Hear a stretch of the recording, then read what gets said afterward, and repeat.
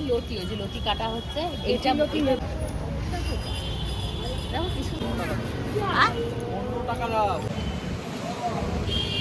Video করতে আসলে।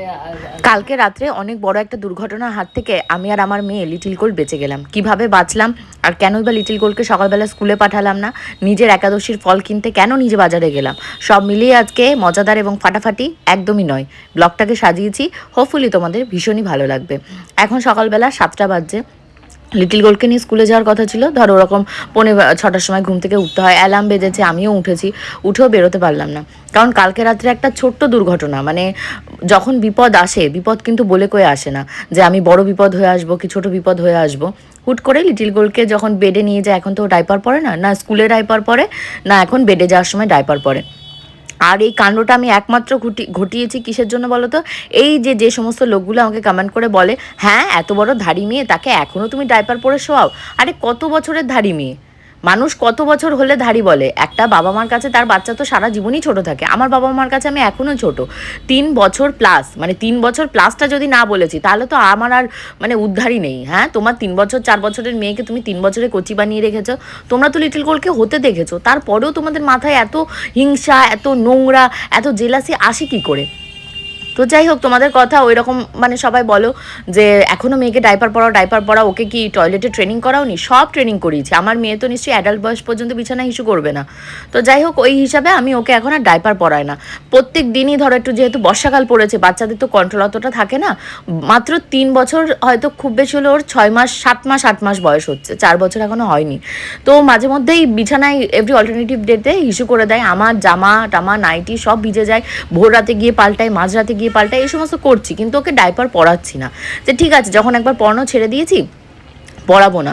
এবার তার জন্য রাতে বেডে যাওয়ার আগে ওকে একবারে হিসু করিয়ে নিয়ে আসি।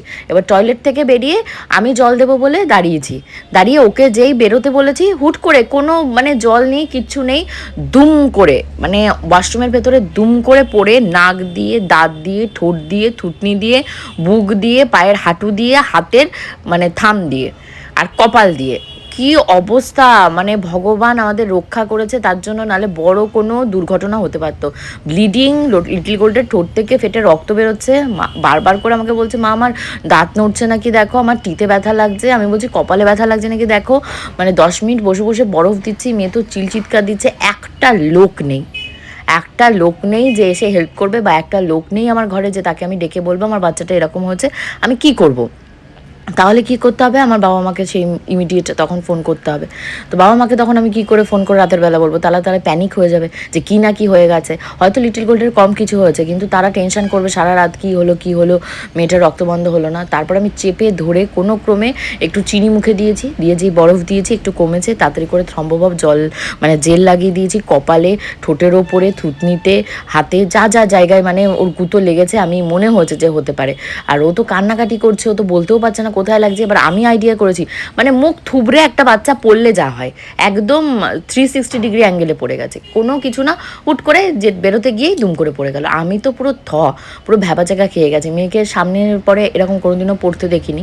ও যখন ধরো 3 মাস না 4 মাস বয়স ছিল, আমি বাপের বাড়িতে একদিন আমাদের পায়ের কাছ থেকে ও পড়ে গেছিলো। কীভাবে কি কান্না! পূজা সেদিন ঠোঁট দিয়ে মুখ দিয়ে রক্ত বেরোনো দেখে মানে আমি নিজে কাঁদবো না, পূজার কান্না থামাবো না, মেয়ের কান্না থামাবো। সেদিন রাত্রেও ওই রকম একটু চিনি দেওয়াতে, যেহেতু ছোট্ট বেবি, ওদের হিলিং পাওয়ারটা খুবই মানে অ্যাক্টিভ থাকে। মানে ওর ধরো ইনস্ট্যান্ট 1 মিনিট 2 মিনিটের ভেতর ব্লিডিংটা বন্ধ হয়ে গেছে। তো অনেক বড় একটা ফাড়ার ওপর থেকে আমি এবং আমার মেয়ে গেছি, কারণ ওই ফাড়াটা হয়তো আমারই ছিল। ভগবান হয়তো কোনো কারণে আমার ফাড়াটা আমার মেয়েকে দিয়ে দিয়েছে। আমি ভগবানকে সবসময় প্রার্থনা করি, ভগবান প্লিজ আমার মেয়েটাকে সুস্থ রাখো, যা হোক আমার উপর দিয়ে দাও। জানি না, আমি জাস্ট বললাম কথার কথা, এখন কি সত্যি কি মিথ্যে জানি না। বা ভগবান আরও বড় কোনো ফাড়ার হাত থেকে আমার মেয়েটাকে বাঁচালো, বড় কিছুর হাত থেকে ছোটোর উপর দিয়ে গেছে। তো তোমরা প্লিজ প্রার্থনা করো লিটিল গোল্ডের জন্য, এরকম ছোটোখাটো যে দুর্ঘটনাগুলো হচ্ছে সেগুলো যেন না হয়। এখন দেখছি লতি, ওই যে লতি কাটা হচ্ছে, এটা লতি নেবে না। আমি তো জানি এগুলো দেশি লতি নেবে না, মুখ চুল করে। হ্যাঁ বলে বেশি লতি নেবে না, মুখ চুল করে। ওই যেটুকু আছে ওইটুকুই কেটে ব্যস্ত। লতি কাটাতে শিখে গেলাম, মানে বটির অপেক্ষা করতে হবে না, ওইভাবে ছুরি দিয়ে এরকম ঘেঁটা ঘ্যাচ করে কুচকুচ করে কেটে দিতে হবে। দেখো কি সুন্দর কাটছে দাঁড়িয়ে।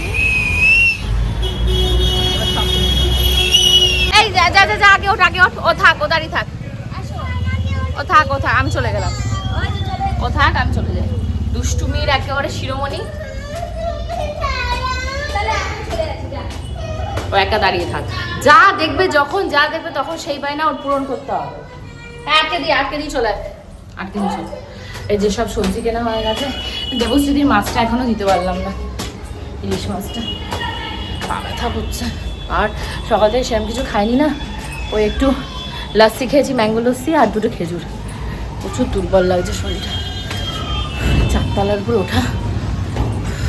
রাতের বেলা ওদের স্কুলের ব্যাগ থেকে শুরু করে টিফিনে কী দেবো সমস্ত আমি রেডি করে রেখে দিয়েছিলাম। ডিম টোস্টে আগের দিন চিনি দিতে ভুলে গেছি, মিল্ক দিতে ভুলে গেছি, সেগুলো দিয়ে একদম রেডি। যে সকালবেলা উঠে বাচ্চা দুটো আগের দিন খেতে পারেনি, সংস্কৃত আর লিটিল গোল্ড খেতে গেছে, যেহেতু টক ঝাল নুন মিষ্টি কিচ্ছু হয়নি, শুধু সসের ঝাল করে দুটো বাচ্চা খেতে পারেনি। আমি বাড়িতে এসে ওদের খাবারটা খেয়েছি। তো আমার তো মায়ের মনে হয় যে দুজন খাবে, আমি আবার বানিয়ে রেখেছি, সেই সব ধরে ফ্রিজে রেখে দিলাম। সকালবেলা লিটিল গোল্ডকে ডাকলাম, দেখি কোনো মানে সেইভাবে সাড়া দিচ্ছে না। ভাবলাম যদি ব্যথা ট্যাথা থাকে, স্কুলে গিয়ে কান্নাকাটি করে, তারপর যদি আবার মানে ওদের ক্লাস টিচার আমাকে ডেকে পাঠায় কীভাবে কী হয়েছে, তো ওই ভয়ে আমি আর স্কুলে যাইনি। তো ভয় মানে লোকসান। লিটিল গোল্ডের থিম 2 বুকস দিয়ে দিয়েছে, হোমওয়ার্ক দিয়ে দিয়েছে। এই লাস্ট ব্যাক টু ব্যাক 3 দিন যেহেতু স্কুল ছুটি থাকবে, না ওকে আমি একটা হোমওয়ার্ক করাতে পারবো, না আমি কিচ্ছু করাতে পারবো। হাত কামড়াচ্ছি। এখন গ্রুপে সব বই টই পাঠিয়ে দিচ্ছে যে কোনটা হোমওয়ার্ক দিয়েছে। তো এই করে লিটিল গোল্ড অনেকটাই পিছিয়ে যাচ্ছে। যাই হোক, আজকে একাদশী যেহেতু ছিল, বরকে ওই রাগে দেখো, কালকে রাতের বেলা আমার হাজব্যান্ড যদি পাশে থাকতো তাহলে আমার হয়তো অতটা টেনশন হতো না, যতটা প্যানিক আমি আর আমার মেয়ে ভয় পেয়ে গিয়ে হয়েছি ততটা হয়তো হতো না। আমাদের মানে কনসোল করার জন্য তো একজন থাকতো, বাট কাউকে পাইনি। তো সেই রাগে আমি বলেছি আমাদের আর কোনো দায়িত্বই তোমাকে নিতে হবে না, এই তো সামান্য মানে ফলের বাজার 1 পা গেলেই তুমি তোমার কাজ নিয়ে ব্যস্ত থাকো। আমরা নেমে গিয়ে, ওই বৃষ্টি পড়ছে ঝমঝমি, মেয়ে আমি দুজন মিলে গেছি, গিয়ে আমরা যা ফল মানে খাবো সেগুলো সব কিনে নিয়ে এসেছি। তরমুজ, আম, তারপর ড্রাগন ফ্রুটস। লিটিল গোল্ড দেখে বলছে মা আঙুর ফল খাবো। ঠিক আছে খাও, আঙুর ফল, ব্যানানা। তারপর আমার কাছে কাজু বাদাম ছিল, ছোটো ননদের দেওয়া, লাস্ট টাইম দিয়েছিল, তো ওইগুলো দিয়ে আর দুটো খেজুর খেয়ে সকালবেলা মানে একাদশী করেছি। নির্জলা ছিলাম 12টা পর্যন্ত। আজকে একটা বড় একাদশী ছিল, আমি আগে থেকেই ভেবে রেখেছিলাম করবো। একজন এক দিনে করছে, কেউ 25 তারিখ করছে, কেউ 26 তারিখ করছে। আমি ষষ্ঠীর দিন থেকে, ষষ্ঠী শনিবার পড়েছিল, সেই হিসাব করে আমি 11 দিন করেছি। ষষ্ঠী, সপ্তমী, অষ্টমী, নবমী, দশমী, একাদশী। তো আমি দেখলাম 25 তারিখ পড়ছে, তো 25 তারিখে আমি করে নিয়েছি। আর না হলে মায়ের কাছে গেলে কি হবে, শুক্রবার যেহেতু দোকানে যেতে হবে, মায়ের আবার ওখানে গেলে ঠিকঠাক মতো আমি একাদশী করতে পারবো কি পারবো না, যেহেতু মেন্টালি আমি ভেবেই নিয়েছি আমি একাদশী করবো, তাই আর চাপ নিয়ে আমি বৃহস্পতিবার কি বার বললো যেন, বৃহস্পতিবারই। আজকে যেহেতু একাদশী ছিল, তো সন্ধ্যেবেলা সন্ধে লাগিয়েছি, লাগিয়ে ওই যে জামা কাপড়গুলো এখনও সেই ভিজেতে রয়েছে, এবার তুলে নিয়ে আসবো, আর রাখবো না। আর বেশিক্ষণ ভিজেতে থাকলে ও এবার পচে উঠবে আমার বিছানা চাদরগুলো। দেখো শিবানিদি কাল পরশু আসবে না, তাহলে জামা কাপড় যেগুলো ভিজে রয়েছে আমাকে ধুতে হবে। আরও কিছু জামা কাপড় আছে যেগুলো তুলিনি, ওগুলো এত পরিমাণে ভিজে গেছে, তুলে এনে রাখার জায়গা নেই, বালতি ফালতিতে রাখতে হবে। তো কালকে সকালবেলা ওটা বালতিতে পড়বো। সকালবেলা কতগুলো বেডশিট, কতগুলো মানে মোটামুটি ধরো এখানে কটা আছে তোমরা এবার গোনো, আমি আর গুনতে পারছি না, আমার মাথা কাজ করছে না মেয়ে করে। তো সমস্ত কালকে কেচেছিলাম ওয়াশিং মেশিনে, হাফ ড্রাই হয়েছিল, একটু রোদ দেখানোর জন্য রেখেছিলাম। তো রোদ যেহেতু কালকে ওঠেনি, ড্যাম একটা সোদা গন্ধ বেরোচ্ছে। যদিও আমি কমফর্ট, ইজি, অনেক রকমের যে ফ্রেগরেন্স হয় সেগুলো কমফর্টার দিই, কিন্তু ভালো স্মেল বেরোচ্ছে না। যেহেতু 2-3 দিন ধরে ওরকম, 2-3 দিন বলছি, 1 মাস ধরে ওয়াশিং মেশিনের ভেতরে রয়েছে। তো আমি ভাবলাম কি আরেকদিন রোদ খাওয়াবো। আজকে ভালো রোদ উঠেছে, ঠাটা পোড়া।